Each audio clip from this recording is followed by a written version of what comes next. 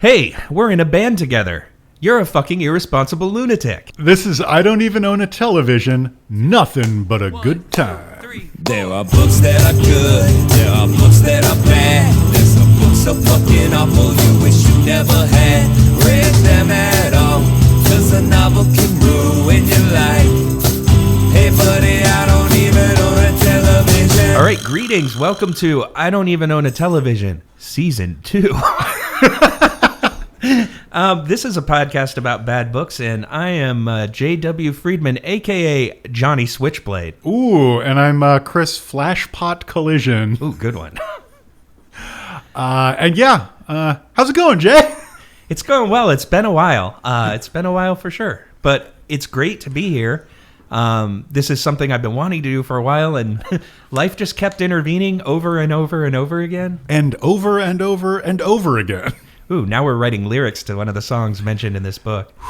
Yeah, these guys do a lot with a little, but it's not about them. Right now, let's explore the space. Let's just wallow in it. This is about us. Yeah, I mean, like most good things, this is about me. No, I mean, I think the pandemic's been pretty rough for everybody. The last year and a half or so hasn't been easy. Yep. I think all of us have kind of been dealing with our own stuff. I know both of us have been dealing with different things, but I know for me at least, like I've got the wheels back on the cart. I'm ready to rock and roll. Other rock and roll cliches, etc. And I'm really excited to be back doing the show with you. Same. I appreciate that. I'm in much the same boat.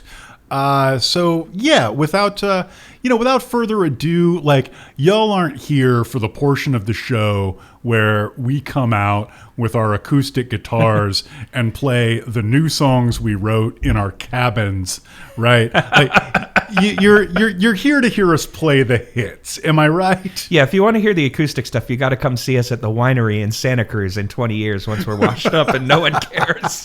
And by 20 years, I'm going to pitch Jay on doing that in something like 6 weeks. So, keep your fingers crossed out there in Radioland. Ooh, yeah, I'll bring my 12 string. I'll bring my harmonica. All right. So get ready for season 3, which will be a season of I Don't Even Own a Television where the blues influences become more prominent. Yep, and as you will discover here, what we plan on doing right now is taking the show to a new place. We're going to talk a lot about traffic in Los Angeles and our television show gigs, which don't exist. I just got fired from another writing gig. Oh. Those assholes just don't know true talent when they're in the room with it. Actually, what we are going to talk about is books. And this book in particular, Nothing But a Good Time, by two guys whose names I already forgot. One of them was like Beaujour or something. Yeah, let me look it up. I'm going to mispronounce both names probably, despite having encountered this book primarily in the audiobook format. But this is called Nöthin. That's with an umlaut over the O. Pause for laughter. Nothing But a Good Time, the Uncensored History of the 80s Hard Rock Explosion by Richard Bienstock and Tom Beaujour. Now, one thing about Richard Bienstock that becomes revealed throughout this book is he really likes to jack it. Am I right? Sorry. We have to get this out of the way up front. So just climb the beanstalk, folks. No, but what this is, and, I think the word author should probably be in quotes here because what this is essentially is an oral history. It's a series of quotes from something like 80 people who are involved in this scene. One of the most debaucherous music scenes in recent history, I think. Yeah. And this is their fractured recollections of it. Yeah. I'm just basically gonna serve you up a meatball here, Jay. Just a batting practice fastball straight down the middle of the plate. Basically, what it is bands cutting promos one at a time over and over and over again for how many fucking pages? Oh, that would be, hang on, here comes the meatball. Yeah. 900 pages. 900 pages of idiots rambling about being drunk. How can you go wrong? Yeah, but also in a very pro wrestling kind of way. This is a book. It's an oral history. It's an oral history of a very particular time and place and a very particular kind of person. That is to say, the kind of person who sees, say, Aerosmith or Van Halen or Kiss and is like, I would like to make a lot of money, get very famous, and have a lot of sex and drugs doing that. Yeah. And the time and place is, of course, mostly Los Angeles in the 1980s. And all I heard of the traffic's bad there. So we were living off of... We were living behind the rainbow, just off... Yeah. So almost everybody talks about that in a very... the Californians from SNL way. It's moderately delightful. But anyway, all I'm saying is all of these people tell what to them is the good part of the story. And for me, it felt a lot like listening to wrestling promos over and over again. I think that's maybe kind of why you vibed on it a bit. I think that's true. Because when you've got Dee Snider from Twisted Sister saying, yeah, we were still playing half covers, but we were playing to 5,000 people in New Jersey casinos on Wednesday nights in 1979. And I'm like, kind of checking my watch and like, yeah, is this going to be... Are you going to be done talking soon, Dee? Waiting for the run-in. Yeah. There's an unspoken gravelly brother at the end of so many sentences in here. And it really is also, from the pro wrestling tip, I think it's worth mentioning, too. I think a lot of the similarities there, this book is filled with bullshit. Like, just complete made-up bullshit. Man, I was trying to be nice, but... I mean, one thing about drunks and drug addicts is they're really good at exaggerating their past, it turns out. And if you were to just take out any paragraph in this and read it, like, just randomly to someone, they'd be like, wow, that sounds amazing. And then you realize you're talking about a band named Bang Tango. Yeah, and you have a lot of moments, particularly late in the book, when... so the overall, and we'll talk about this later, but the overall arc of this book is some people decide they'd like to be famous. They get pretty famous for a while, and then they stop being famous. And the people who are still trying to come up when the ship is sinking are pretty sad, because you get these like forlorn quotes from people in bands like Pretty Boy Floyd or the aforementioned Bang Tango of just like, I mean, by that time it was just unfair that we couldn't get our fair shake. We were actually better than any of those bands, and we just didn't. And, everybody's like, thanks a lot, Trickster. Yeah, Trickster's a good case. What was the one with the stupid band? Was it Trickster that had the chainsaw solo? Oh, that was Jackal. Thank you. Florida's own Jackal. Right. And so when you get these guys saying like, I mean, we were every bit as good as Poison. I don't understand why we didn't get as big as Poison. By that time, I don't know about you. I will say that for myself, I was a little tired. There's a lot of, I think, what the internet would call male tears involved in this book towards the end. And actually, this is probably a good point to mention before everyone rushes out and buys this book that we're amping up so seriously. This book is filled with some pretty nasty stuff, so just be forewarned if you read it. I don't think we're going to talk about too much of it, but just know that this is an oral history by men who hate women, and they're awful throughout the whole thing. So just keep that in mind if you're even thinking about picking this up. You have to wade through some pretty dire shit. Yeah, and yeah, I agree with all of that. It's a fairly accurate picture of an entirely sexist, misogynistic subculture and time and place. We're going to work around that as best we can, but like the source material just is what it is.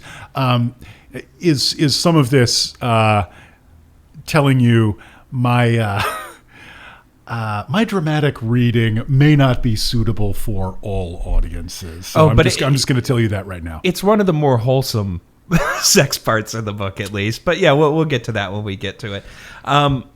One thing I wanted to talk a lot about in this book is kind of the perception versus reality gap that I think is really interesting. And we kind of alluded to it earlier, but, every single person in this book thinks that people should know who they are, is very entitled and kind of shitty about it. And it makes for some really fun reading, in my opinion. But, well, before I respond, do you have any examples of that you might like to highlight for us? Oh, yeah, I do, for sure. So there's a fella in here, guitar player for Winger.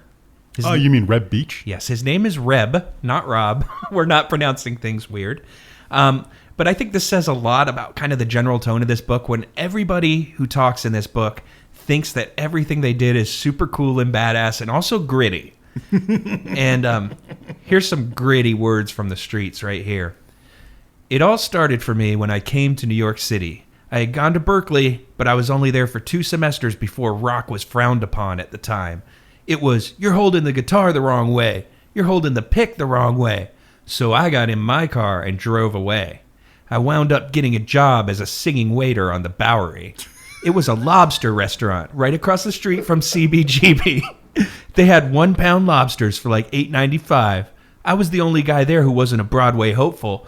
So I would kick the piano player out and just play Elton John and Billy Joel songs while everyone else was singing Pippin and Cats.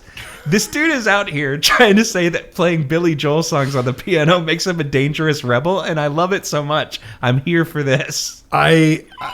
Yeah, that is pretty incredible. The thing that the wholesome side of that, I think, and it was the thing that jumped out to me, is these are very competitive people with each other.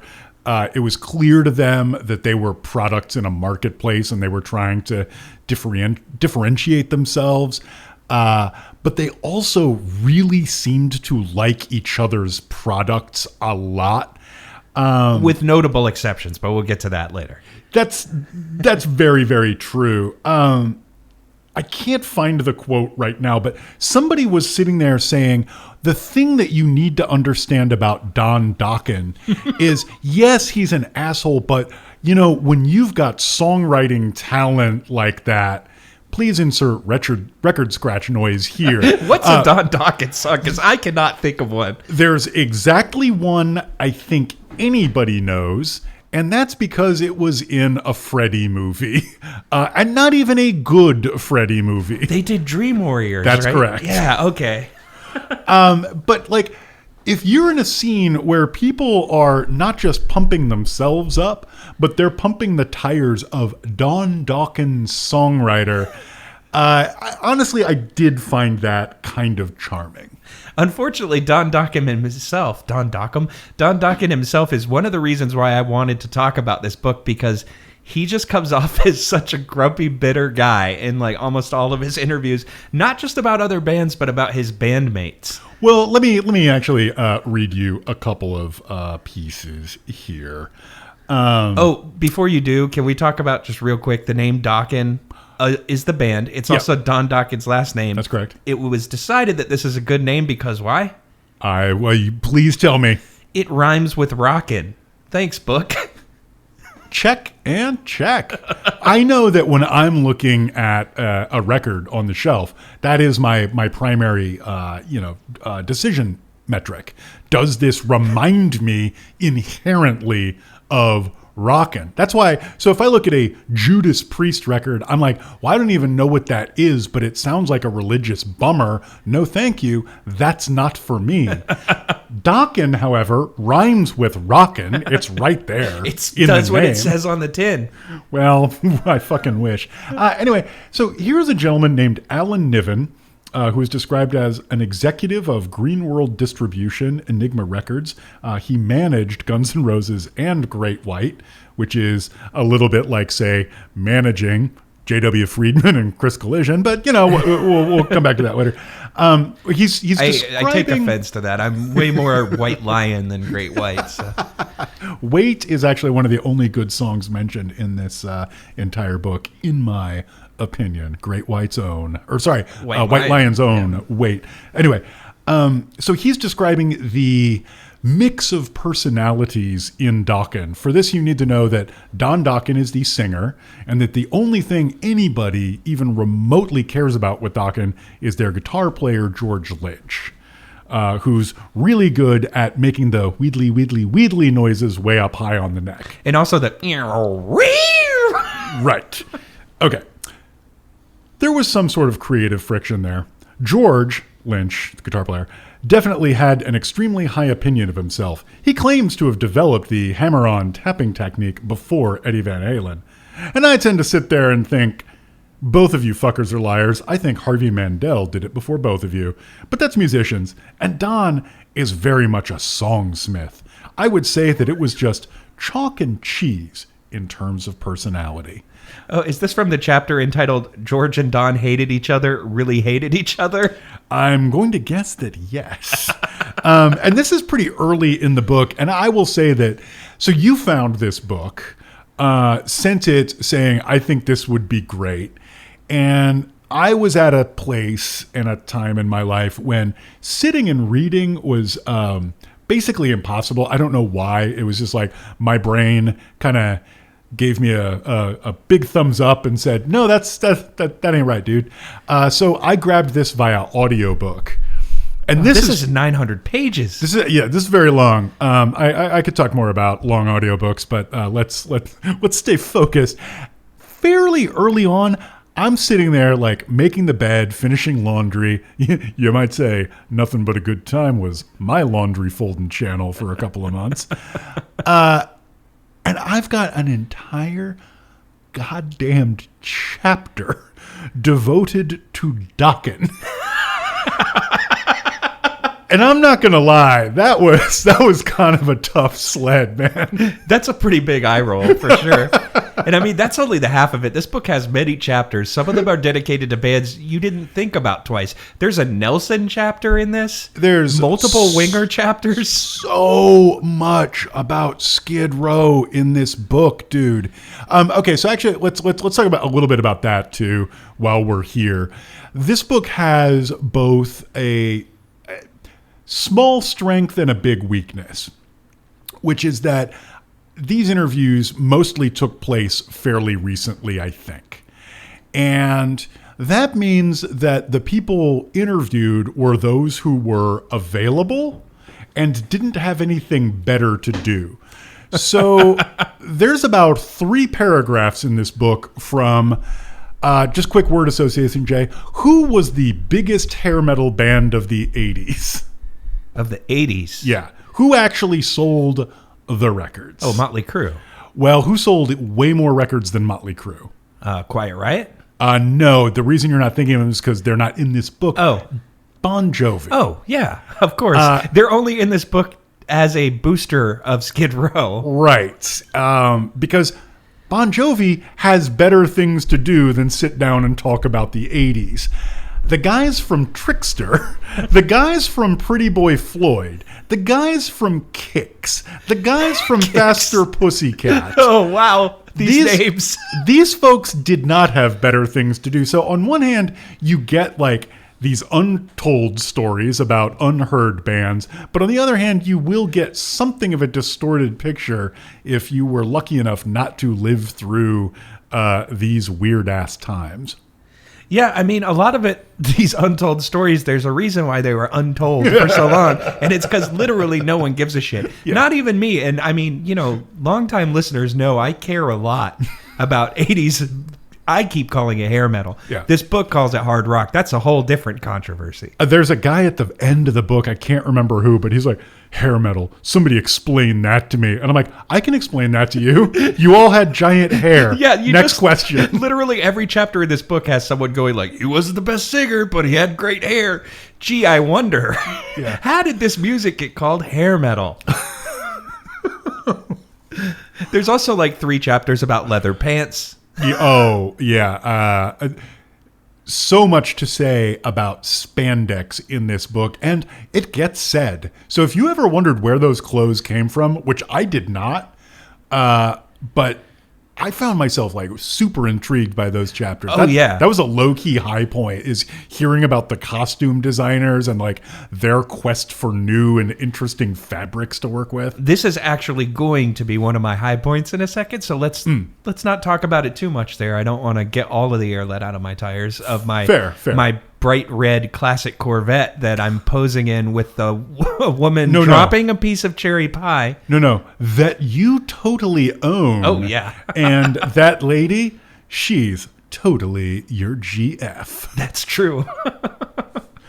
It's all true, folks. Everything you hear in music, it's true. Like those videos, not everybody knows this. Those were mostly documentaries. Yeah. I mean, half of these guys did manufacture sparks in a factory. Thank you, Patton Oswalt. Should we do a plot in 60 or? Oh, yeah, I forgot about that. It's been a while. Okay, here's a song. You got 60 seconds, scream in the shout. You got 60 seconds, don't leave nothing out. You got 60 seconds, open your mouth and tell them what the goddamn book's about. Okay, so plot in 60 seconds. Usually we do this about 15 minutes ago. But considering it's been a while and I'm still getting in the swing of things, I done forgot it. But let's make up for that now. Now, it's hard to do a plot in 60 if you're me. Pause for laughter. It's also hard to do with an oral history, and it's even harder for me to do without committing a total heel turn. So I'm gonna try here, but fair warning to those of you listening, this may be a short episode because Jay may assault me about a third of the way through this. Okay. Look out, I'm sharpening my pointy guitar as we speak. Eep. Let me know when you're ready. All right, let's 1 second and go. Once upon a time, there was a band called Van Halen, and what this book asks you to believe is that people not only thought they were good, but they thought of them as an inspiration. I know. Then, in 1983, Quiet Riot has a huge hit record with a oh fuck, I actually just fucked this up. No, I didn't.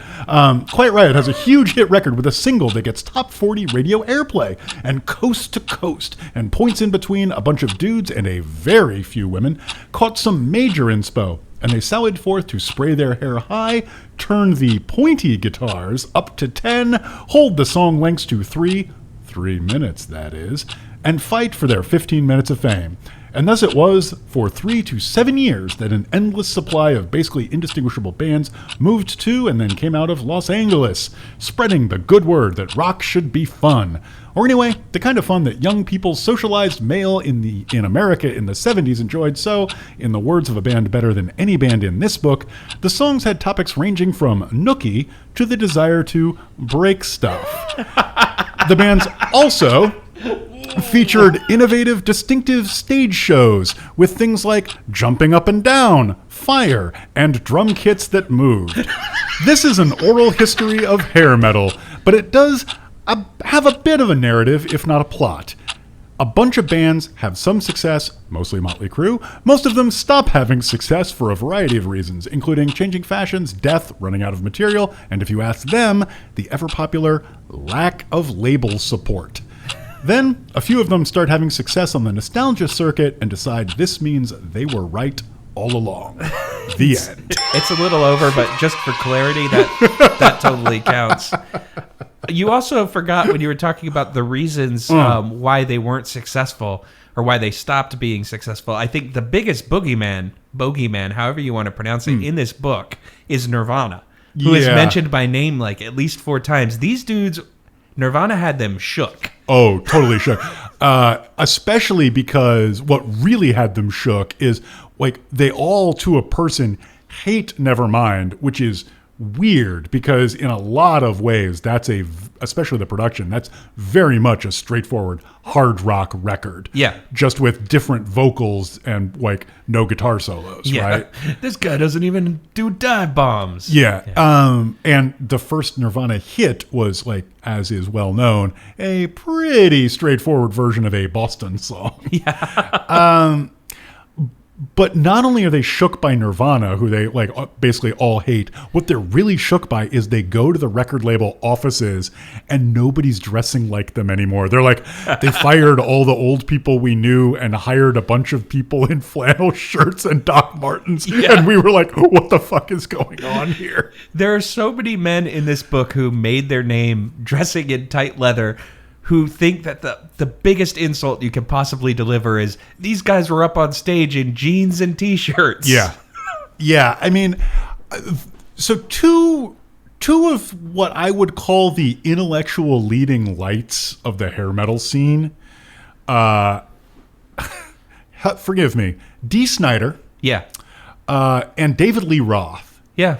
And David Lee Roth is quoted in this, not himself saying it, but somebody quoting him saying, well, David Lee Roth always said rock and roll is about hair and shoes. It's absolutely. I highlighted that too. Yeah. And it's like, and for a minute, we were the hair and shoes that were in style. And like David Lee Roth gets that, like, you don't get to be, in style forever. And the rest of these cats just absolutely don't. Dee Snider, I think, doesn't like wildly go nuts when flannel comes in. He talks about, we had a press kit that was like the choose your own adventure press kit, where they're like, there's us in all our like weird shock makeup, and then there's us without. And we were like, if you sign us, you can sign the band you want. We'll be a denim and leather rock band if you want. That's great. I kind of like that. Yeah, the world has enough room in it for both kinds of bands, I think. Yeah, absolutely. Should we do high points, low points? I'm ready. Okay. Here's another song. High points are high, and low points are low. High points, low points, get ready to go. All right, so high points and low points. I'm going to talk about some good points. We're going to talk about some low. Doing the compliment sandwich. Collision, would you like to lead us off? I would like to lead us off. Oh, but you want me to lead off with a high point, and that's harder. Okay, so Yeah. This is a tiny, tiny moment, and it's slightly offensive, but forgive me. I genuinely thought this was a funny and actually slightly sweet note. So the person I respect probably most in this book, despite the countless bad things he's done interpersonally in his life, is Ozzy Osbourne. He doesn't have a lot to say in this book. Again, the does he have better things to do metric kicks in here. Yeah, you can tell there was like a 5-minute phone call that's excerpted a few times. Yeah. But his long-term guitar player, Zakk Wylde, for those of you scoring at home, congratulations. That's Zakk space Wylde. For people listening that weren't around for this or weren't paying attention to this, a hallmark of hair metal was spelling things wrong on purpose and especially using Y's instead of I's. That's the whole Wild Stallions joke in Bill and Ted. And it's amazing how hard these guys leaned into it even after it became evident that it was self-parody. Right. But anyway, this is Zakk Wylde. If you've ever seen a picture of him, he looks like a guy named Zakk Wylde. He really does. Like, you'd be like, yes, of course, that was your given name. He's a big burly dude, giant beard, etc. This is in a chapter about hair, and he has the following. This is his entire statement. I was sleeping with my hairdresser, who's now my wife. I still bang her whenever I get the opportunity when the kids aren't rolling around the house. That is sweet. It's about as sweet as a guy named Zakk Wylde can pull. Yeah, I laughed so hard when I was like rolling my socks and he said that, because I was just like, you know what? Like 60-year-old Zakk Wylde, that is actually funny and it's actually sweet to me. Yeah. So. Yeah, I mean, kudos. There's a couple people that this book humanized for me, for sure. Zakk Wylde is one of them, because he really didn't do a lot of interviews that weren't about playing the guitar in technical terms. So I really had no idea who he was as a person. I'm sure he probably has some horrible opinions I haven't been exposed to, but this book made me think, at least in the context of this, compared to the people that are surrounding him, he's a very likable guy. Yeah. Exactly. A good way to pick a musician to think highly of is to think, I'd like to have a beer with that fellow, or sit and, tell stupid stories. It's a bad way to pick a president. Well, I want a president that can talk about guitar effects pedals for a long time. So. That'd be amazing. Give me the president who can talk about seeing Michael Schenker and going home and learning new scales. Well, it's good that you mentioned Michael Schenker. That's the first time literally anyone has ever said that to me. Well, one of his countrymen is my first high point in this book, and that would be Klaus Meine from Scorpions. So many good Klaus Meine quotes. It should be known, once again, if this was not your scene, Klaus and Scorpions were from Germany, and they were not known for having the best command of the English language. And Klaus has a very distinctive accent as well. If you've ever heard the song Winds of Change, you know exactly what I'm talking about. So for those of you who haven't heard his voice, if you've heard Werner Herzog's voice, just picture that, because it's pretty much the same. Move it up an octave. Yeah. But he just has some amazing quotes in it. I think you are about to read my hands-down favorite quote from this entire book. So here's Klaus Meine talking about his pants. Yes! It is my favorite quote in the book. He says, "Those spandex, they were so comfortable. You could move around like crazy," which we did. "You can move your little legs because it was so easy. It felt so good, you know?"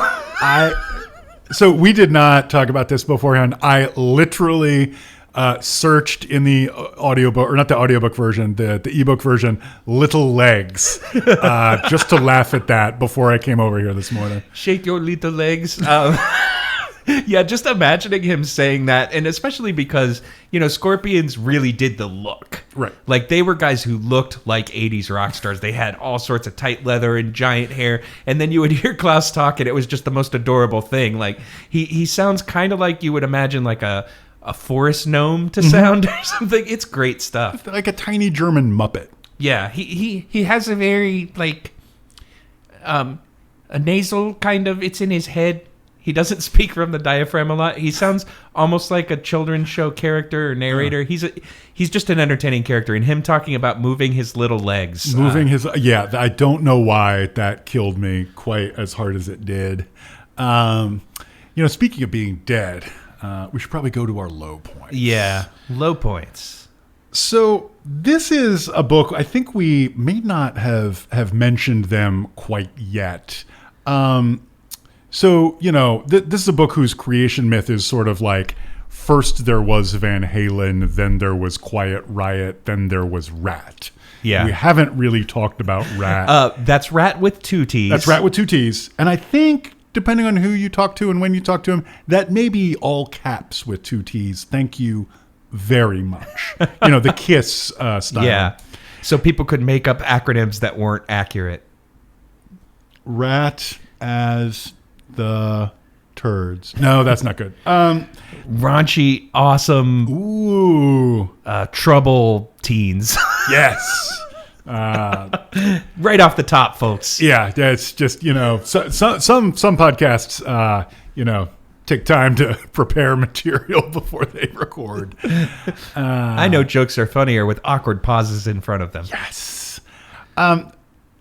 I'll just say everything in this book about Rat kind of makes me either sad or angry or a combination thereof. It's a little bit like the pro wrestling thing where, one facet of it is Warren DeMartini is a great guitar player because everyone says he is.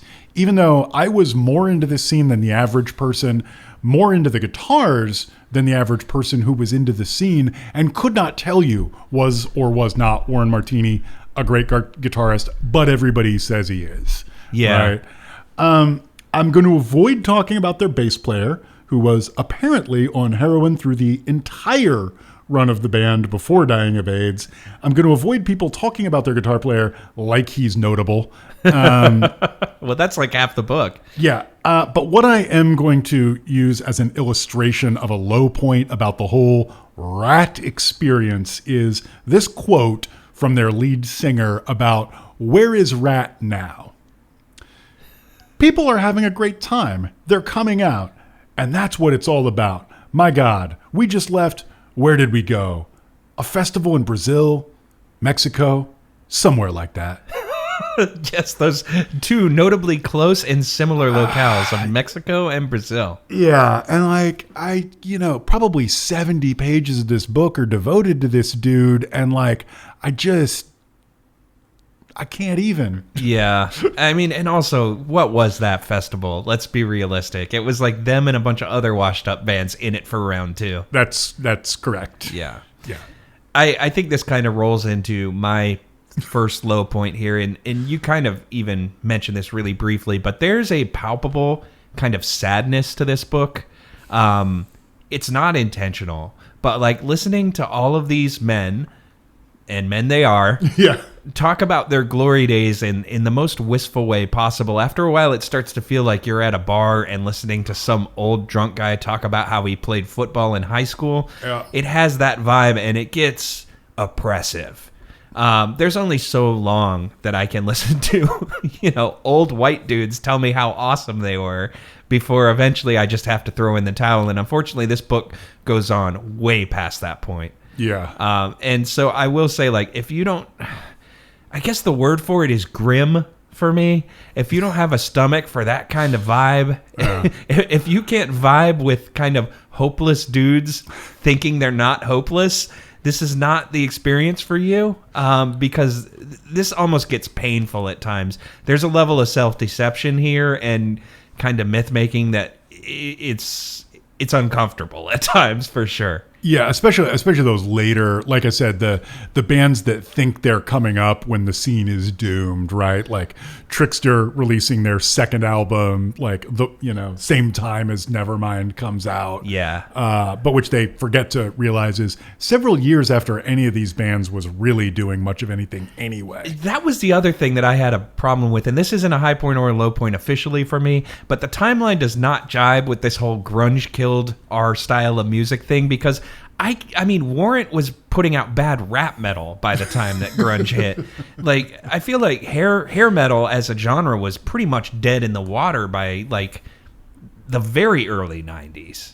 Yeah, I think that's it. That's why I said like somewhere between 3 and 7 years. The bands right? that were coming out when Nirvana came out that I can think of are like Shotgun Messiah and Sabotage. I mean, these groups that nobody remembers. If you remember Shotgun Messiah, folks, hit me up. We'll have a convo. Lights out at the station. I remember being interested in Shotgun Messiah because I was reading the guitar magazines and I thought they had a cool name. But I've never knowingly heard a song of theirs. I thought I liked Shotgun Messiah because their album was named Lights Out at the Station. And I kept hearing this song on the radio with a chorus that said Lights Out at the Station. And it turns out that song was Smells Like Teen Spirit by Nirvana, where he says, with the lights out, it's less dangerous. Ew. But being completely unfamiliar with Nirvana and, the way Kurt sang, not the most, you couldn't exactly tell what the words were. Right. And so for me, I had seen Shotgun Messiah Lights Out at the Station advertised in some shitty guitar magazine. And I was like, oh, this is Shotgun Messiah. This band's actually good. And so I went out and bought their album. I had a... and wop, wop. Yeah. Like, man, what if Nirvana had been named Shotgun Messiah, though? What would that world be like? A lot more leather. Yeah. Actually, I think now that I've never thought of this before, I think maybe one of the reasons Nirvana got so popular is because their name was just so completely likable and inoffensive. Like, there's no, like... There's a certain kind of person who is just going to say no to the prospect of listening to a band called Mudhoney. That's just going to be a hard no. There's a certain kind of person who's going to look at Shotgun Messiah as a band name and say, that's a pass for me. Yeah. Okay, I'm just going to say, for me personally, I have heard great things about 2 bands who I will never listen to because of their names. Is one of them Diarrhea Planet? One of them is Diarrhea Planet. How did I know that? Because I'm the same way. Yes. The other is Mannequin Pussy. I'm sorry. No. Yeah. I am not even checking out on Bandcamp, much less walking up to a record store clerk with something called Mannequin Pussy and saying, here I am, let us engage in a commercial transaction, please. I'm 42 years old. If I say that in public, I might get arrested. Yeah, exactly. I'm glad that we're on the same page with Diarrhea Planet, though. My friends keep telling me, oh, they're so good. Like, you'd really like them. They have great pop hooks. And I'm like, yep, but they're named Diarrhea Planet. Yeah. And that's a deal breaker. And they did that on purpose. Yeah, I'm sure they did. And guess what? It worked. Yeah, exactly. I mean, like, every band I've been in, the naming process basically went, okay, guys, we have to have the name conversation. Everybody comes in with, like, a list. And you go around, and most people read one, and everybody's like, no. And then somebody else reads one, no. Everybody else reads one, no. And you end up on what basically is the least bad name on anybody's list. And if that happened with Diarrhea Planet, what the fuck was on those lists? You could have at least done what half of the bands in this book did and just use your singer's last name. Yeah. Or his quote unquote last name. Yeah. That's why you should come out and see us at Bottom of the Hill, October 28th. Freedman. With two heads. Yeah. Okay, so I got to do a second low point. Yeah. We've talked a lot about the oral nature of this book. It's everybody telling the good parts. Yeah, exactly. And we'll talk more about it. Wink. Welcome to season 2, kids. It's IDEO TV After Dark. Oh, no. But I want to talk a little bit about the history of this book. So let me start with the history that this book lays out. In 1983, a band called Quiet Riot releases an album called Mental Health. This album becomes a huge hit. It goes to number 1 on the U.S. charts and yields 2 top 40 singles. One is a cover of a 10-year-old English hit called Come On Feel the Noise, and then the other is the title track Mental Health. Everyone in this book, from Twisted Sister's Dee Snider to Cinderella's Tom Kiefer, and even a couple people who weren't lead singers in bands named after girls, credits Quiet Riot with inventing the category of heavy metal played on top 40 radio. 1983, according to my understanding, was several years after 1980. A year in which AC/DC released a record called Back in Black, which went to number 4 on the U.S. charts. Not number 1, okay, number 4.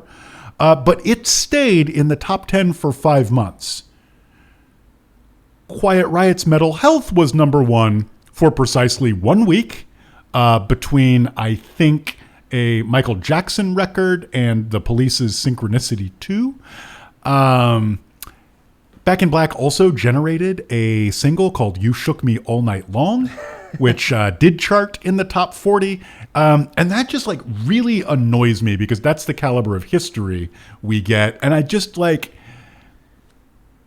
I can't even. I found it just, I don't know why they have to tell the story like that. Is it just to pump up the importance of Quiet Riot for some reason? Yeah, I'm guessing it's because they got to talk to like 3 out of 4 members, so they had to make them seem really important. Yeah. But also, like, this book is credulous to a fault. Yeah.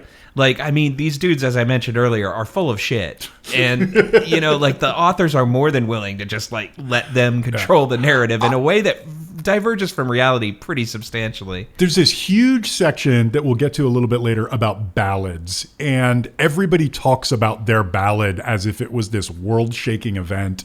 And I desperately wish that the editors or Bienstock and Beaujour had done the editing dickhead move where everybody will say like, yeah, I think our thing was huge. It was number 1 on MTV for 3 weeks in a row. And I really wanted the Ed Note one day. It wasn't. Yeah, exactly. Yeah. Like, oh yeah, I mean, I think our thing was peaked at number 24 on Billboard. Ed Note 76. Yeah. I guess I'll do my other low point now. And I mean, this is tough because admittedly this scene was mostly young white dudes for sure. But the perspective of this book is incredibly one-dimensional. And it, as I mentioned earlier, it gets very wearying. And while there weren't a ton of women or people of color involved in this scene. There were several. You know, there were more than in this book. And I feel like more of those voices should have been sought out. I mean, even Lita Ford is in this book. Yeah. She gets like 2 quotes.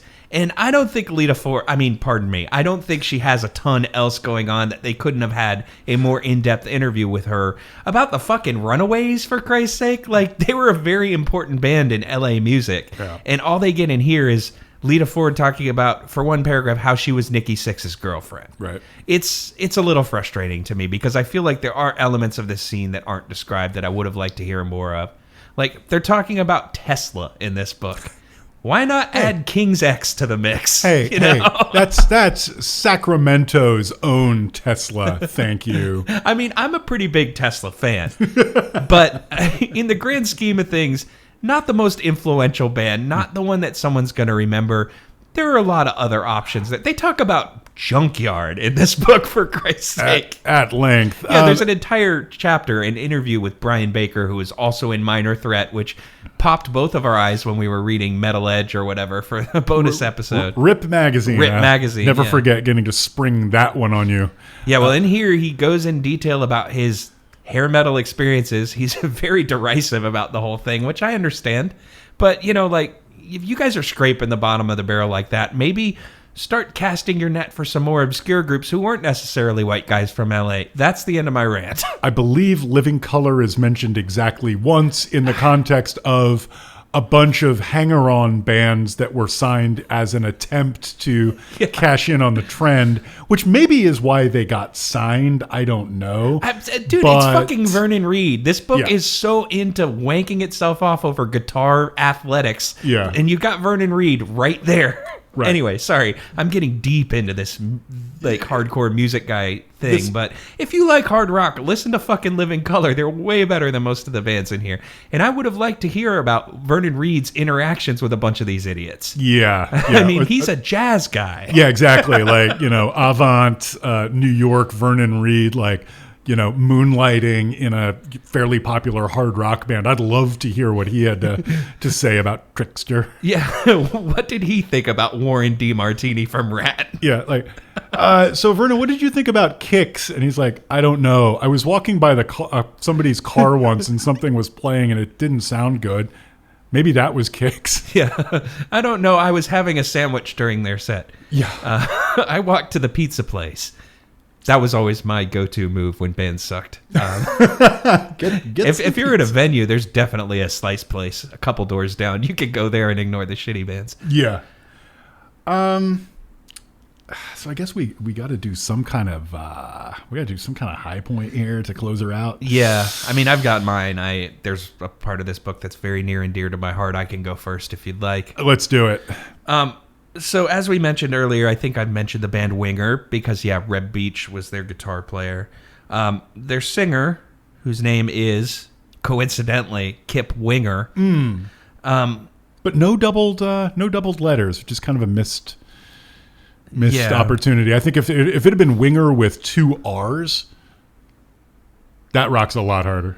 Yeah, I mean, so Kip Winger, even back in the day, I remember really thinking that, like, he always rubbed me the wrong way. Like, he seemed very pompous, like, in their videos and all this. He was a guy from Juilliard. Yeah. He made a big show in every interview about talking about how he was classically trained in ballet and a composer and all this kind of stuff. Like, he really wanted to be taken seriously as a smart guy, yet he wrote these god-awful songs like She's Only 17, and it's like, dude, okay, you gotta walk the walk. And then tried to blame that song on the Beatles, which I thought was a real classy move. Yeah, he's like, I only wrote that song because I saw her standing there, already existed, and I was like, what? It's like the Beatles. And it's like, no, your song says, Daddy says she's too young, but she's old enough for me. He actually factually throws the guitar player under the bus and says, that was his line, which is such a slimy dickhead move. Especially, too, because it doesn't absolve him. Like, if you're really curious, look up the lyrics to that song. There's not one line that pushes it over the edge. The whole thing is inappropriate as hell. Yeah.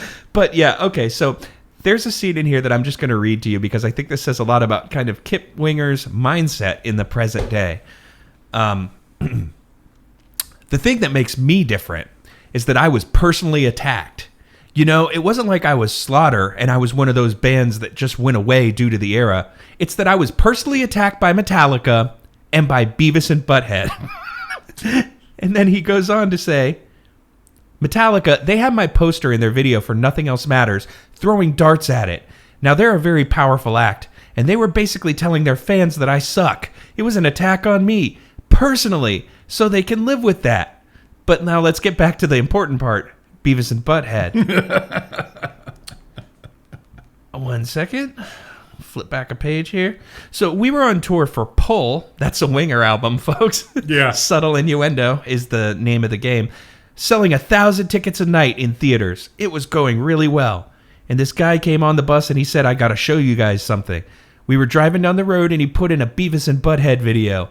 And when they hung that kid by his underwear on the tree in his Winger t-shirt, we all just looked at each other. I remember going, oh no, this could all be over. Jeez, I hope it's not all over. Well, it was all over. Boom! The day after it aired, nobody bought Winger tickets anymore. We had to cancel the tour. This man is still very, very bitter about Mike Judge drawing a nerd in a Winger shirt in a cartoon from 1994. So, yeah, I know that doesn't sound like a high point, but just a grown-ass man still being that mad about a cartoon, ooh, you gotta love it. I think that illustrates beautifully a little bit of our differing responses to this book. That was, including that exact quote, one of my low points, or one of my possible low points, because it's just kind of a downer when somebody's that bitter. It's also a downer because, like, I actually think he's right to be bitter about this. Oh, yeah, absolutely. But still. But again, like, we had it exactly flipped because I was like, he's such a bummer, but he's right that he was attacked and that's not cool. But he's also just such a pompous blowhard about his abilities as a composer and how he, recruited the Dixie Dregs drummer to play in his band that, as far as I can tell, never did anything interesting, even though he kept saying the second record was super progressive. And yeah, your song is "She's Only 17," bud. Like, yeah, and beyond that, I think there's a correlation causation error here where he's like, people didn't like us because Metallica said we were bad. Yeah. And Beavis and Butthead put our shirt on a nerd. Yeah. I would argue that the reason Metallica said they were bad and Beavis and Butthead put their shirt on a nerd is because they were a horrible band that only nerds liked. Yeah. So anyway, just something to think about, Kip. Yeah. But on a, why don't you give us your high point? Because mine was a little Schadenfreudy, I guess. But we've talked a little bit about the experience of this where figures that were not previously known to you or were previously known to you as maybe a one or at most two-dimensional,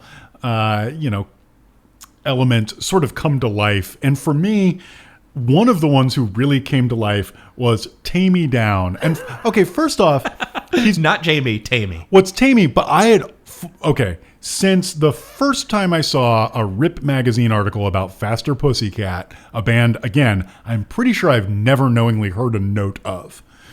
I always get them confused with Sweet FA because both of them have ridiculous names I don't want to say in public. Right. I think those are reasonable. I get them mixed up a little bit with LA Guns for some reason.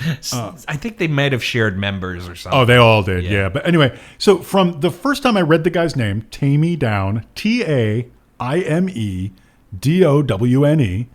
I thought it was Timey, and it was a hilarious joke about Tie Me Down. Oh, wow. I didn't even think about that. I have thought this for well over 30 years.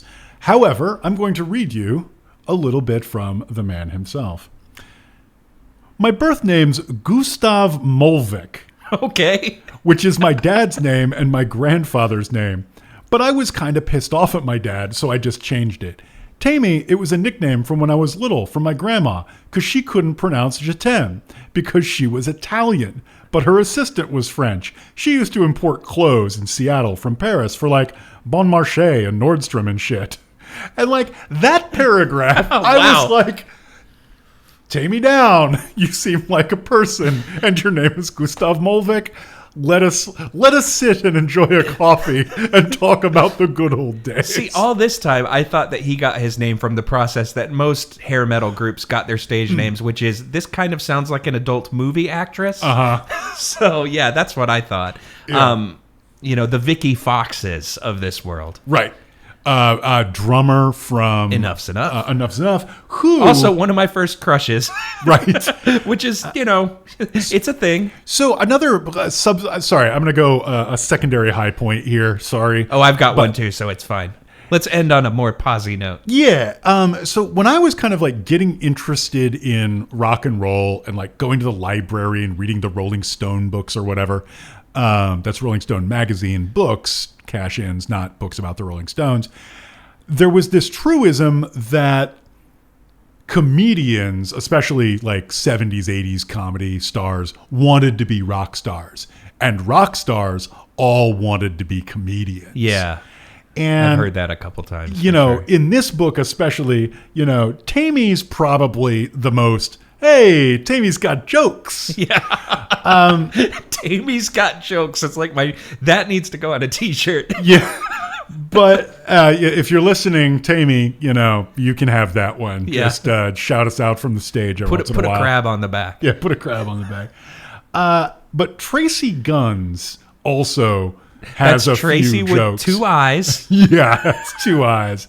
At one point, he says, none of the guys on the strip were prettier than the girls. Except maybe Vicky Fox. That's what I'm saying. But he was from Chicago.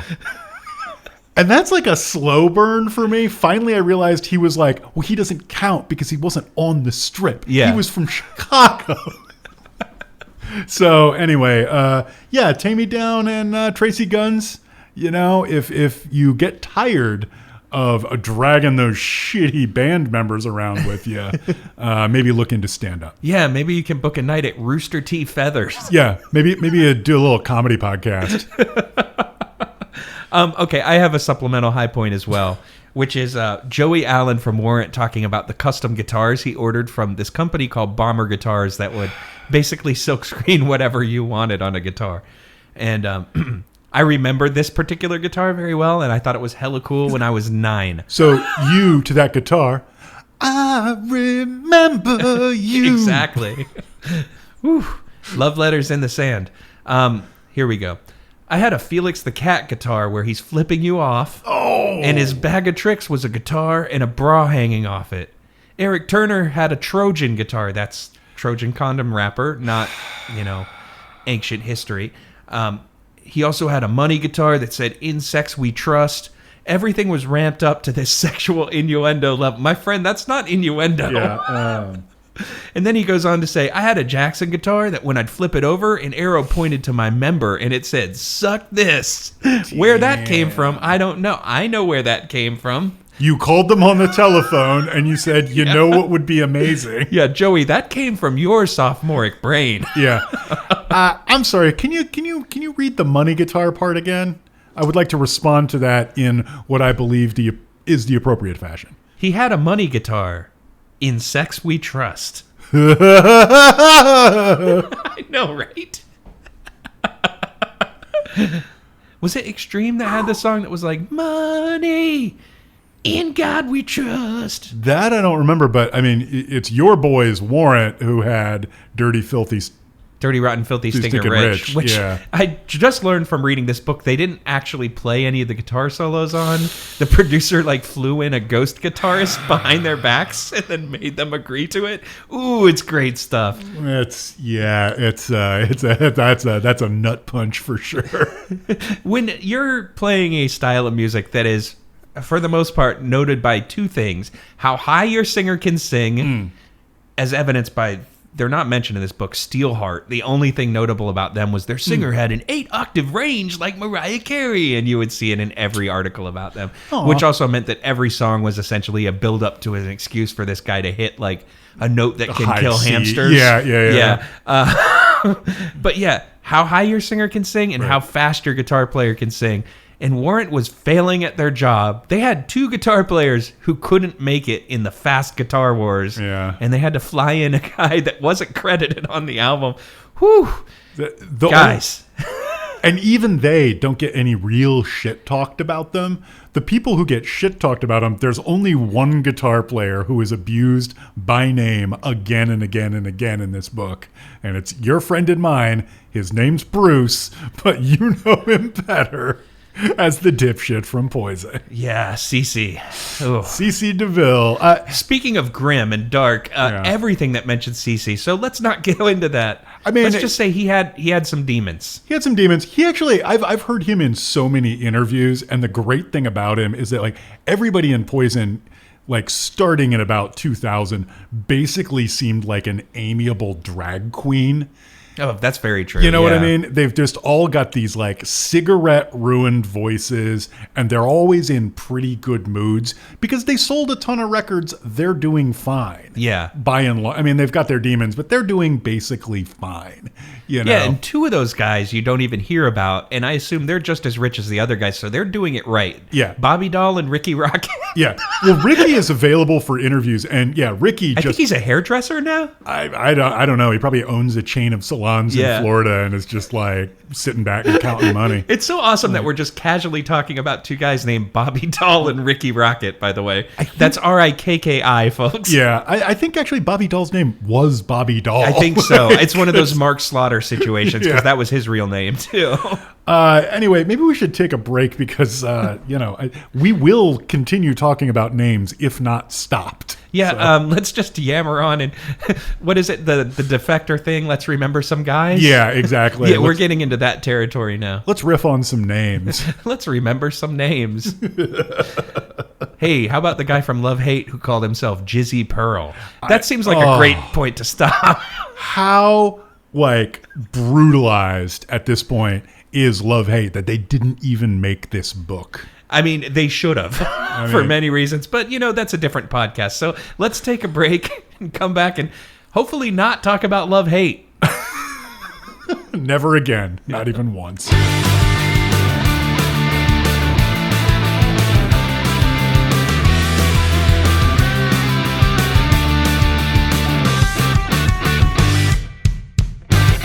Hey, welcome back to I Don't Even Own a Television. It don't get better than this. Jesus Christ. Sorry. We are talking about Ain't Nothing But a Good Time. Or nothing. Sorry. Just nothing but a good time. Actually, it would be Nöthin but a good time. Nöthin. Yeah, just in case you needed a song that, laid bare the hidden subtext. If parts of I Want to Rock and Roll All Night and Party Every Day went over your head, we've got Nothing But a Good Time by Poison and a book devoted to explicating that, and now a podcast devoted to explicating the book. That's right, folks. We're doing a deep dive into the meaning of Ain't Nothing But a Good Time and a band named Bang Tango. Oh, God. At least Loverboy's Working for the Weekend had some element of real life in it, right? Yeah. Yeah, this stuff is dire.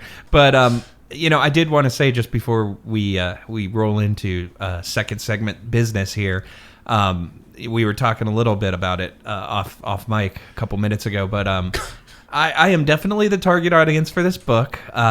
In 6th grade, I had what was a very iconic look for young men at the time, which was a wall covered with pullouts from Rip Magazine, Metal Edge Magazine, and Circus Magazine of very pretty men in tight leather all over my wall. Yep. So, yeah, I have the credentials. I'm not just talking out of my ass here. I did have danger all up in my business. Yeah, and, as long-time listeners will know, I had similar things, although I kind of liked posters that were eye-catching. I had an Iron Maiden poster on my wall throughout high school, despite not liking Iron Maiden until a couple of years ago. That skeleton guy scared me, man. I couldn't do it. Eddie, man, rules. Stranger in a strange land. It's science fiction, but he's dressed like a cowboy. Ooh. Yeah. Now, I definitely had a lot of posters of bands I had never heard, too. If they had a Y in their name, substituted for an I. Yep. And the band members had fright wig hair. They were represented in my wall of shame. Oh, yeah. I am sure I have told this story before, but it has just like stayed with me for so long. There was a show called Rockline. Yeah. Where not so much the hair metal bands, mostly your 70s dinosaur bands that were like still kind of chugging away, on tour, would come and play 2 new songs and take calls from that crowd. And it was syndicated. And I heard YNT. Ooh. San Francisco's only. Oh, I didn't know or that. own YNT, it would turn out. But they talked about how in this like late 60s, early 70s, because they're like the Scorpions. Scorpions' first album, I think, came out in 69. Oh, wow. Yeah. They roll deep. So YNT did too, except at the time they had been Yesterday and Today, more of like your hippie name. And when the rock thing got a little more popular, they changed their name to YNT. And one of the guys just said like, I always wonder if there's just somebody out there like, man, I sure wish Yesterday and Today was still making music. I loved those guys. Whatever happened to them? And like, I go back and forth. Most of the time I'm like, no, I wouldn't worry about it, dude. I think you're fine. Yeah. But now I'm kind of thinking about that poor guy. Like, I hope he did find what he was looking for. I always just assumed because of the genre that YNT stood for something in tits. Yeah. But yeah, apparently not. Anyway, speaking of faulty assumptions, here is the most dramatic, rebellious, and teased segment in podcast history. This is Dramatic Readings. Dramatic readings. We're gonna make it sound recorded. Dramatic readings. Yeah, I get some words for you. All right, so Dramatic Readings. Hope you enjoyed those pinch harmonics. It's another hallmark of the genre. This is a segment where we read pieces of a book and make them sound very important, which is actually pretty tricky with this book because, it's mostly monosyllabic dudes talking for like a paragraph at a time. But I think we both managed to find some standout passages. You're going to make me go first, aren't you? Yeah, I think you should. Chapter 52. We call them, panty wetters. Oh, God. Bruno Ravel. C.C. DeVille once said, you come out with your rock songs, and then you put out your ballad, and then you buy a house. He was right. Ben Lemur, editor, Circus Magazine. Everybody had to have their big power pop power ballad, right? And you gotta drop your 2 heavy tracks first so you don't lose credibility. Understand? Then the power ballad comes 6 months down the marketing cycle because that's what's going to sustain the sales and break a band even bigger. Get all the girls who aren't involved and help sell out the shows. But because the band came out rockin', the guys aren't turned off. Madeline Scarpula, radio promotion, product manager, Mercury Polygram Records manager, Kicks. The Scorpions, that was a band for dudes. But then they would throw in a ballad. Klaus Meine. Scorpions was always about a powerful riff, but we would also go for the emotions with ballads like Still Loving You.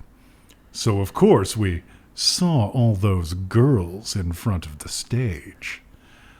Rudolf Schenker, guitarist, Scorpions. With Still Loving You, we had a baby boom in France.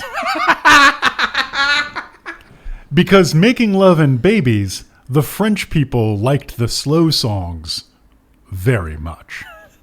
Once again, should be mentioned, these are our German friends. Michael Wagoner. The women loved ballads, and those were the people who bought the albums back then. They spent the money on it, and if it's a good ballad, and it has emotion, then they loved it, and it paid the rent.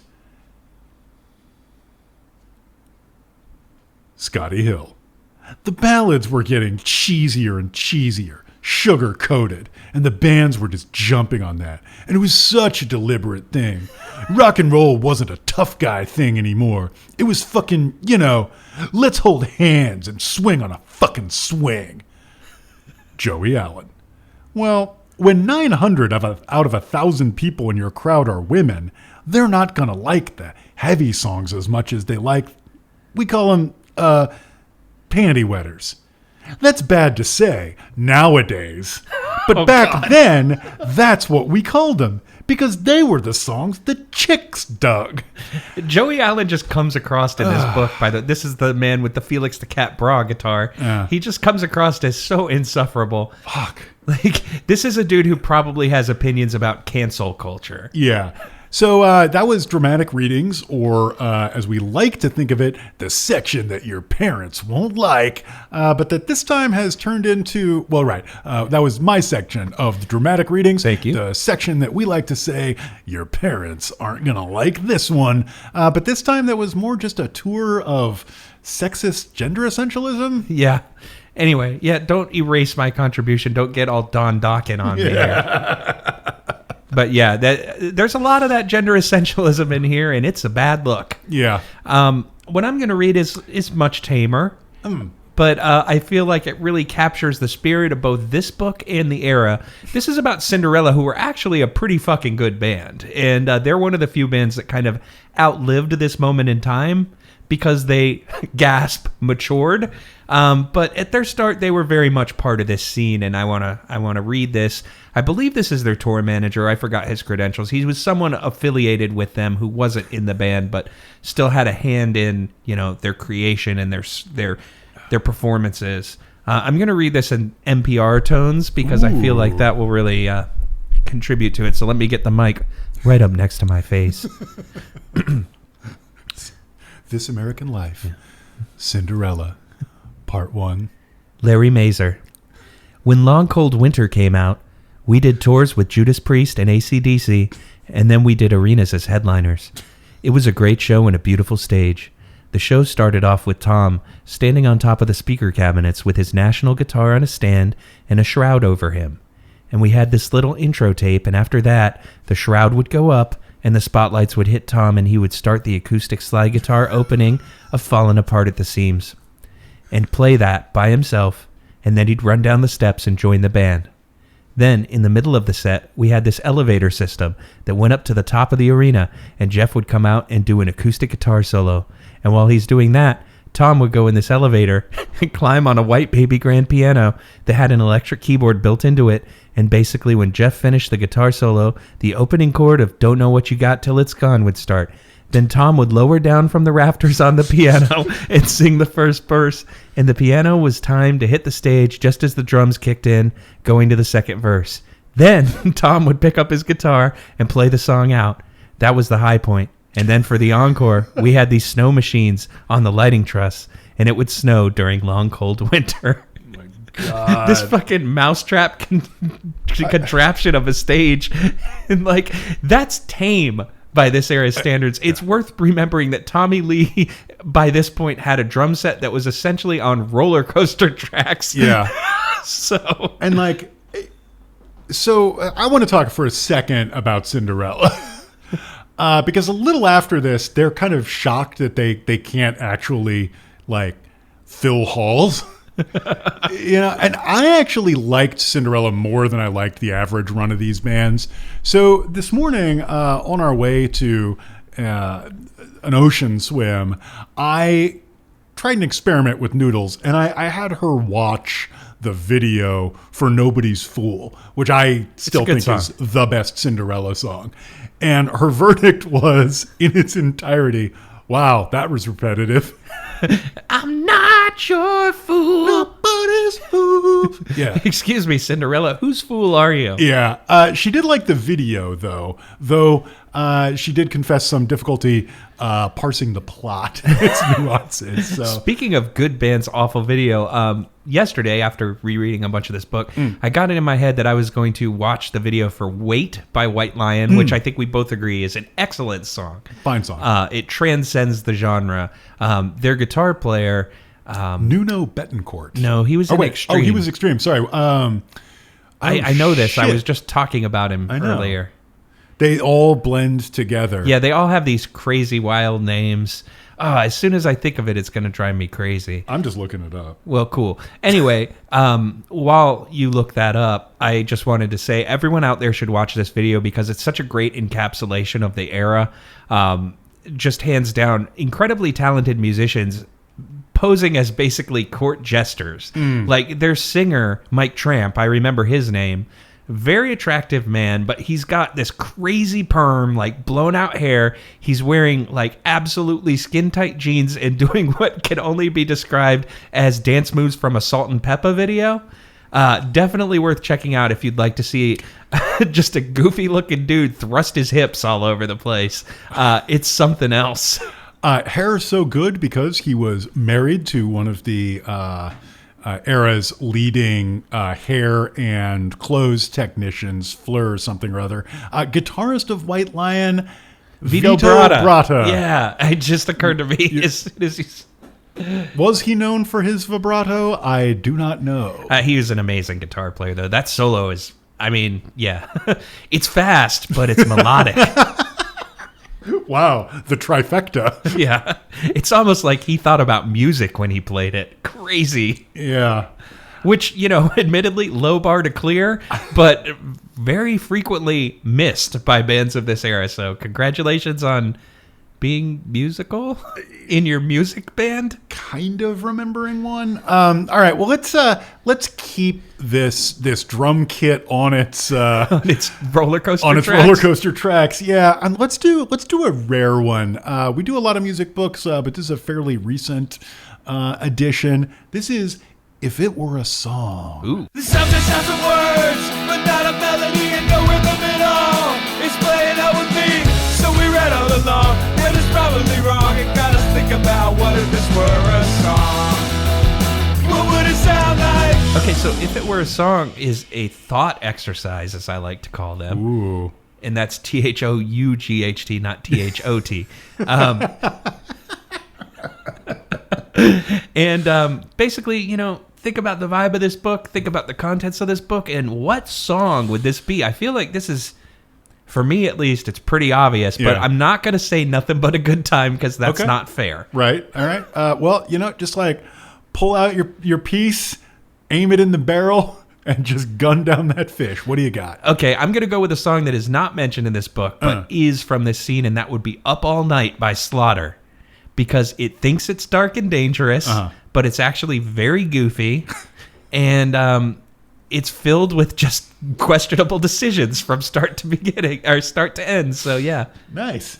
Yeah, I'm gonna continue my same vibe, slightly more neggy vibes, and I'm gonna mention a song that I think is mentioned in this book, particularly one line of it when Motley Crue does their own little Motley Crue retrospective in Kickstart My Heart, and viewing their activities concludes, I'd say we kicked some ass. That's one of my favorite lyrics. I feel like we've talked about this before on a bonus episode or something, but it's such an awesome lyric to write in a song. Like, when I look back at all those times we played music for people, I'd say we kicked some ass. Yeah,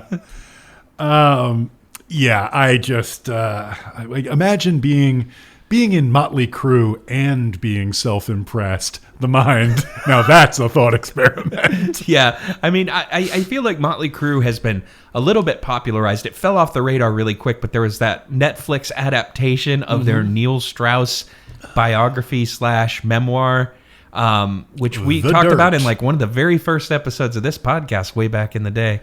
The Dirt, as you mentioned. And, oh boy, this book was more fun than that book. It's true.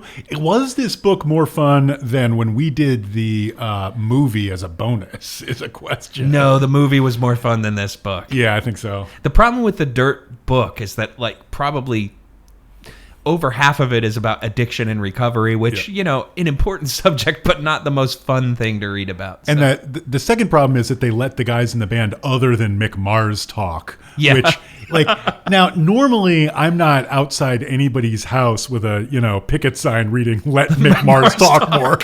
But in the context of the four particular fellows in Motley Crue, can I get a little more Mick Mars in the mix, please? Yeah, he's the least likely to be telling complete lies, so that's a bonus. Or at least his lies will be funny and about how he's an alien.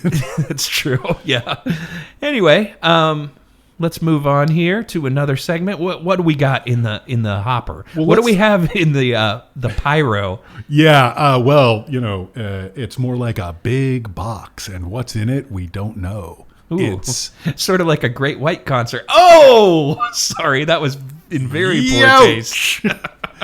It's a big surprise. Ooh. Never run empty, we're vigorous guys. As the show runs longer and bigger in size. Got them hungry minds and the rigorous eyes. Let us tell you about this fucking book's biggest surprise. Boom! All right, so biggest surprise. I mean, we said it in the song. This is absolutely, our songs, like the ones in this book, are incredibly on the nose. And what we're going to do now is adhere to the premise and talk about what in this book surprised us. What wasn't what you expected going in? Yeah. This is maybe a little bit of a cheap shot, but as I mentioned, way too much of this book is about your friends and not mine, Skid Row, a band I never could stand. I loved them. And at one point, it becomes pretty obvious that, wow, Skid Row, they've been talking a lot and they've really only ever mentioned 3 songs. Over and over and over again, the Skid Row song seems to come back to 18 in Life. Okay, fine, I kind of liked 18 in Life. Youth Gone Wild, and then the big ballad, I'll Remember You. Right. Yeah, there's also surprisingly frequent mentions of Rattlesnake Shake, which is a song that I liked, but holy shit, that name. I think that's only because they had a guy in the Dave band the Snake? who insisted people call him Dave Snake Sabo. I mean, one of my favorite things about hair metal in general is, everyone had a stage name, except there was always one guy in every group who had a normal name with some kind of prison yard nickname. You mean like Wild Mick Brown? Yeah, Wild Mick Brown. The one that I always think of that I created for one of my fictional band excursions was a drummer named Jimbo the Animal Curtis. Ooh, I like that. But it's always Johnny Switchblade and Vicky Casanova, and then Greg the Hammer Brown. Yeah, and it's great because I listened to it, and the readers, there's multiples, but every single time it's full name as cited. So every single time it's Wild Mick Brown, Eddie Fingers Ojeda, or whoever else, Dave Snake Sabo. And Dave Snake Sabo gets said a lot because he's all over the book. But I mean, just real quick, I do just want to say, you talked about Skid Row being mentioned a lot in this. I think this comes down to ultimately the thing you mentioned also, not having anything else to do. Because other than Sebastian Bach, who has an inexplicable Broadway career now. Okay. He was in Jesus Christ Superstar in some other show. Oh, my God. Yeah, it's very strange. But none of those guys are doing anything. And I feel like they made themselves available. Right. So secondary surprise, turns out John Bon Jovi is apparently kind of a shrewd operator and quote unquote helped them along for the low price of most of their publishing rights. Yeah, it was him and Richie, and then Richie Sambora, guitarist for Bon Jovi. Yeah. And then in the story with Skid Row, they even talk about how Richie felt guilty and signed the rights back over to them, but Bon Jovi never did. Nope. So that's kind of cool, but here's a moment when they are auditioning for their first producer, trying to put the first album together. We played 19 songs, and then Tom says, well, I think you've got 2 songs. That tracks with the Skid Row experience. Yeah, so to me, the surprise was, because this is 2/3 of the way through a very long book, and I'm like, okay, finally somebody is willing to just come out and say, yeah, those guys kind of thought they had songs. They didn't have songs. Tammy Downs got jokes, not so much songs. Yeah, exactly. for me, I think the biggest surprise in this is, like I mentioned, I was a fan of this genre.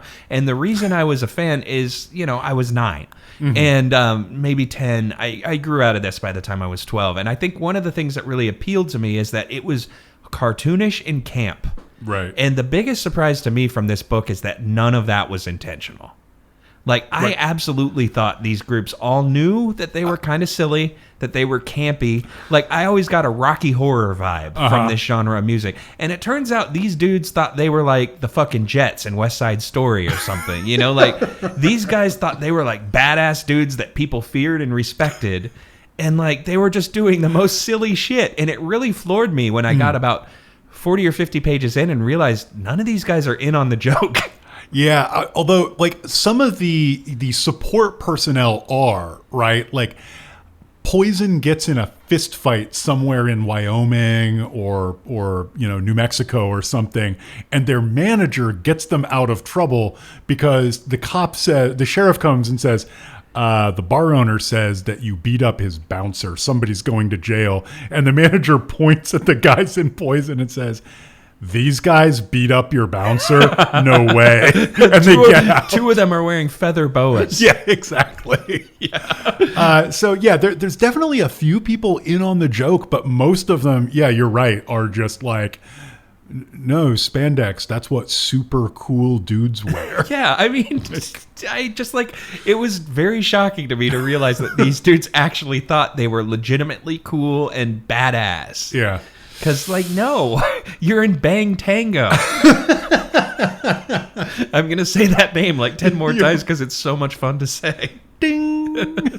Bang Tango. Bing. Ding. Yeah. Also, there's this rule of thumb in the bad movie scene where one of the things you should really try to avoid if you're making a bad movie is something that will make people explicitly think of a better movie. Yeah. Right? So if you're a shitty horror movie, maybe don't have a long shower scene, right, with some shrieking violins. Yeah. Because, people are going to think of Psycho, and they're going to think that your movie is less than. Yeah.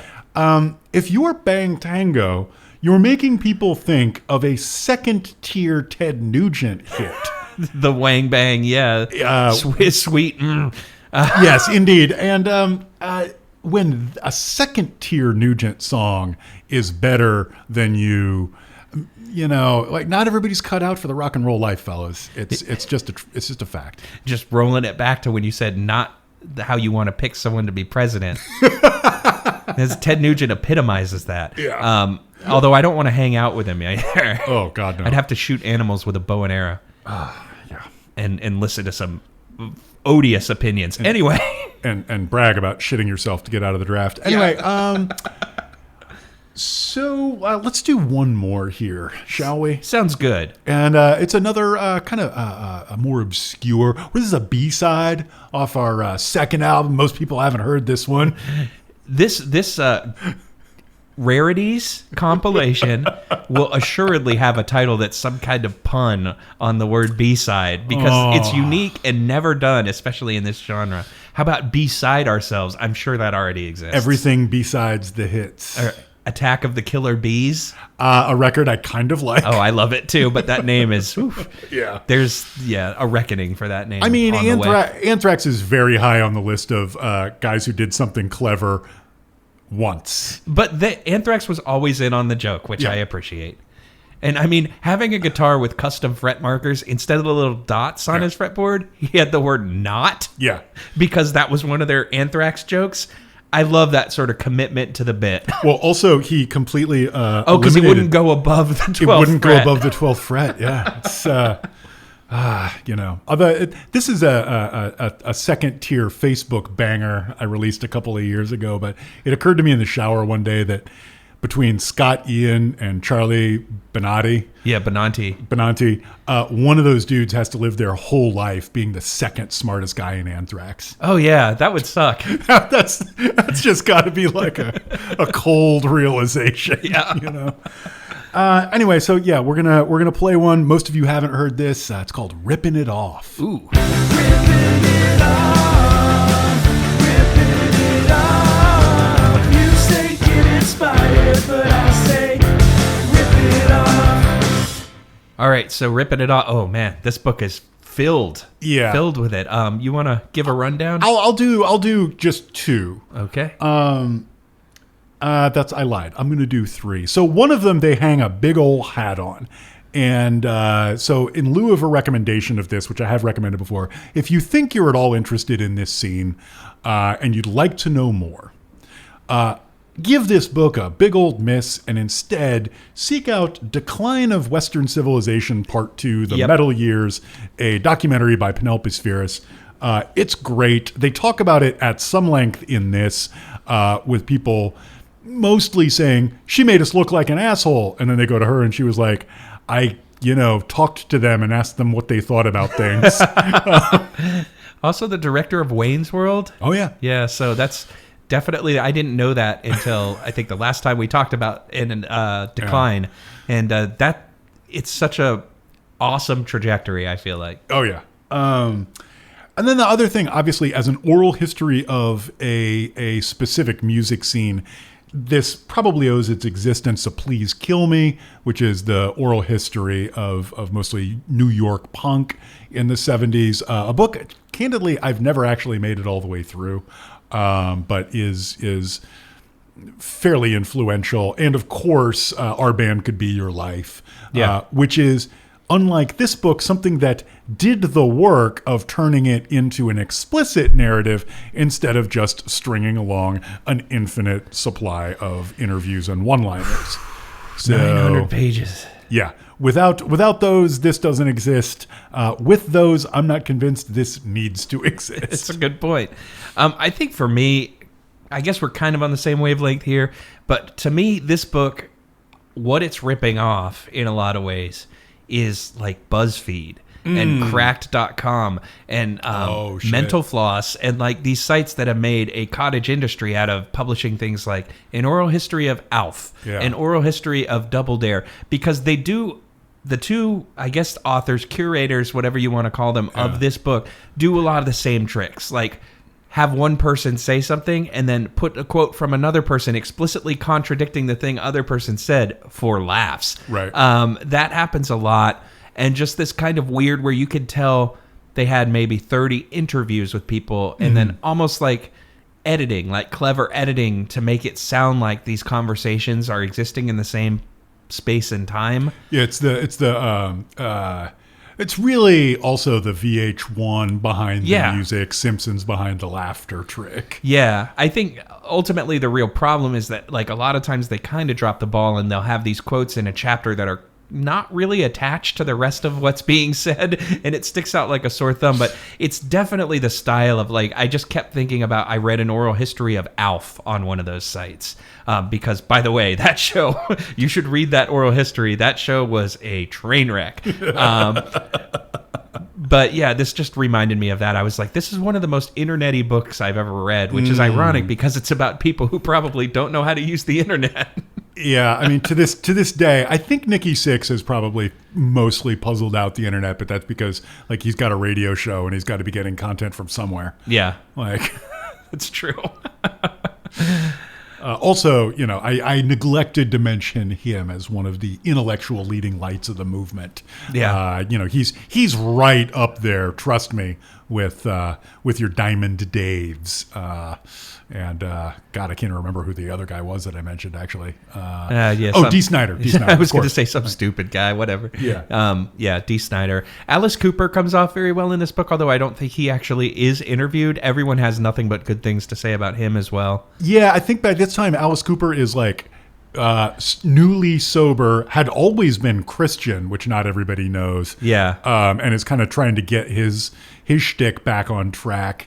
I kind of wish they talked a little bit more about the kind of sub-trend in this whole movement of 70s dinosaur bands, like getting a lot of money from studios or a lot of money from record labels to make like bad records that were inexplicably huge. So your Aerosmiths, your Alice Coopers had the same thing. Fucking Aerosmith. Kiss kind of comes back for a minute with Crazy Nights, you know.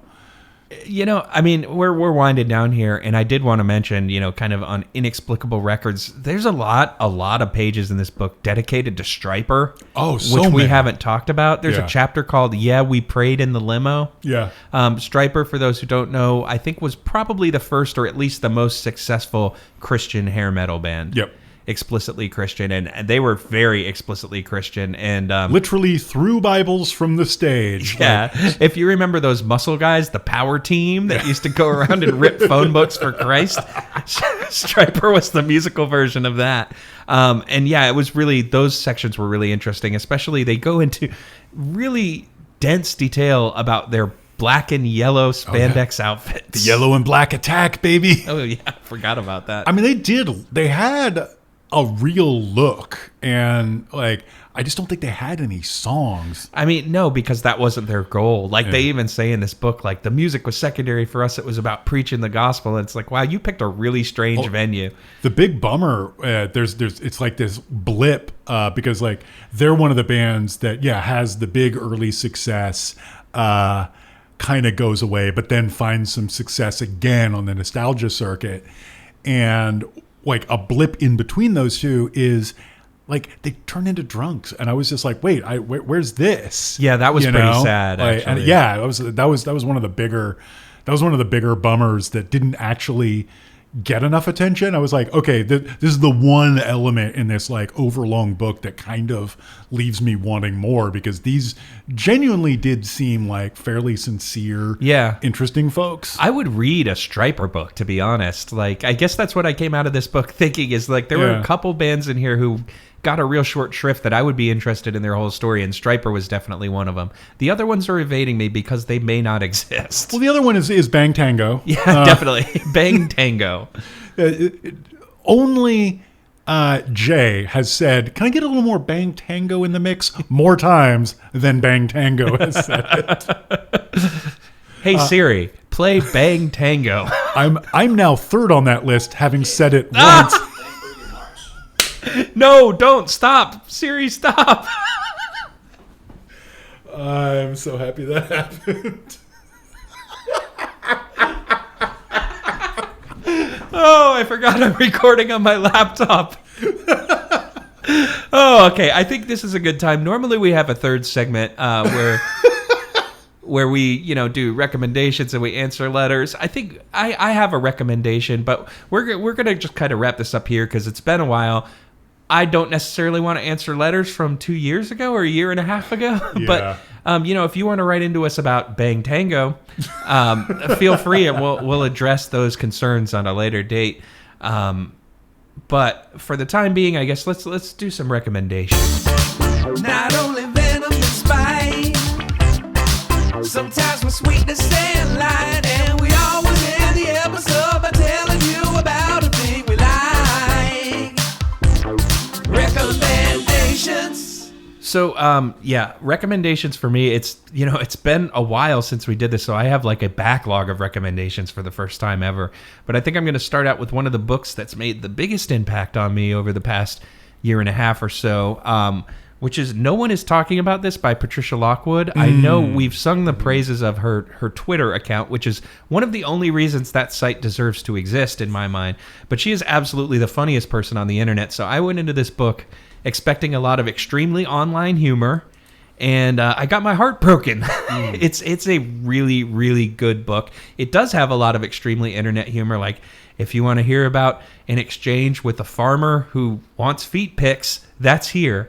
But in addition, there's just a really, really touching story that kind of takes you by surprise. Like it's a narrative that's told through kind of short, almost tweet-like little one-offs and thoughts, and then gradually they start to coalesce into a narrative that becomes extremely real and very affecting. Don't read it in public if you're like me, because you might end up crying at a restaurant. But yeah, it's really, really fucking good. So check that out. It's one of those books that I walked away ashamed. Like, I should have read this a long time ago. So Nice. As you've all heard, because I said it a couple times, this has been a stretch where reading's been a bit of a challenge. So has actually, watching anything worth watching. So I've, not notched up the level of success that Jay has. I have, however, made it through a couple of the classics. So let me be the first, probably, ever on a podcast to recommend Wuthering Heights. I don't have anything smart to say about it, but it was a really interesting read. And I actually made it through My Antonia. I think I finished that on a camping trip not too long ago by Willie Cather, which is a beautiful book, a sad book, and a book with some moments and some images that have so far been completely indelible. So nothing super fancy, nothing nothing you haven't heard of before, but I read them and I'm glad I did. Awesome. So yeah, I think that's going to do it for us this time around. We definitely aren't going to start begging for money until we have a couple more episodes under our belt again. But for the time being, we do want to thank you for listening. If you're new, welcome. If you've been waiting for this, thank you for being patient, and we're glad you're here. Yeah. And, I even wrote this in my notes that there's something serious we have to talk about. Folks, I know that liking crabs has become incredibly popular on the internet lately. There's been a lot of crab memes out there. And that's all us. No, frankly, I'm a little offended at the casual engagement that most people have because, as you may or may not know, we have been very, very big on crabs since we read the Guy N. Smith Crabs, Night of the Crabs book, and then we talked about another Guy N. Smith book later. So I just want to say to the posers out there, if you haven't read a book about man-eating crabs who have a military for some reason, can it with the memes, folks. Yeah. We did crabs first. Yeah. I think what Jay's trying to say is, you're not about that life. And if you continue to front, you're going to get sideways with us on that crab thing. Yeah. You're going to get pinched. Yeah. There's a contract on its way to you, and that contract, it's got claws, baby. So anyway, thank you for listening. We'll see you again soon. And until next time, ride the drum kit. Yeah, ride the drum kit and, stay away from the flash pots.